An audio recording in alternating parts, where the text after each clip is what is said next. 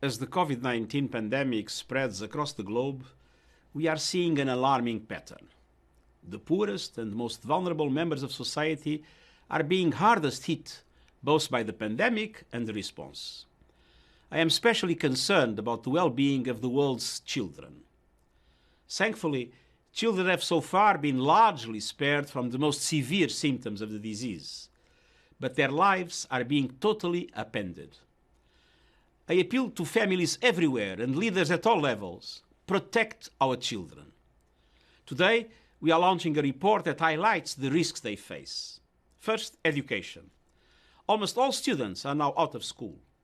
Some schools are offering distance learning, but this is not available to all. Children in countries with slow and expensive internet services are severely disadvantaged. Second, food. A staggering 310 million school children, nearly half of the world's total, rely on school for a regular source of daily nutrition.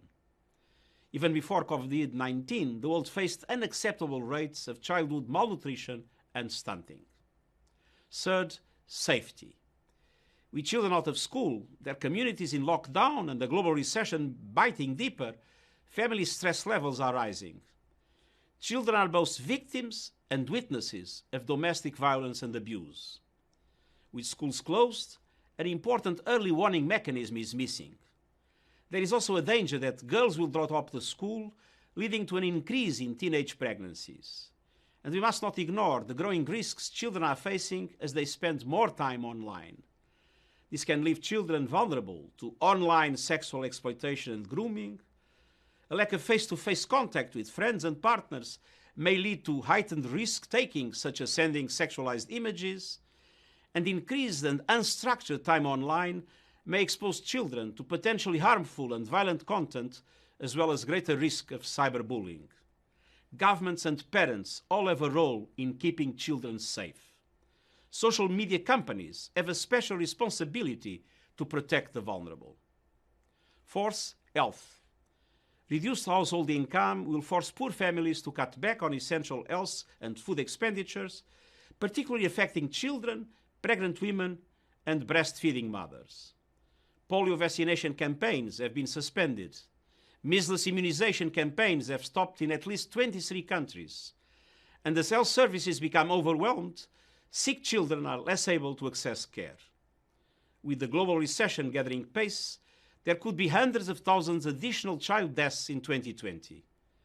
These are just some of the findings of the report we are issuing today. And its conclusion is clear. We must act now on each of these threats to our children. Leaders must do everything in their power to cushion the impact of the pandemic. What started as a public health emergency has snowballed into a formidable test for the global promise to leave no one behind. The report urges government and donors to prioritize education for all children. It recommends they provide economic assistance, including cash transfers, to low-income families and minimize disruptions to social and healthcare services for children. We must also prioritize the most vulnerable, children in conflict situations, child refugees and displaced persons, children living with disabilities. Finally, we must commit to building back better by using the recovery from COVID-19 to pursue a more sustainable and inclusive economy and society in line with the Sustainable Development Goals. With the pandemic placing so many of the world's children in jeopardy, I reiterate my urgent appeal. Let us protect our children and safeguard their well-being.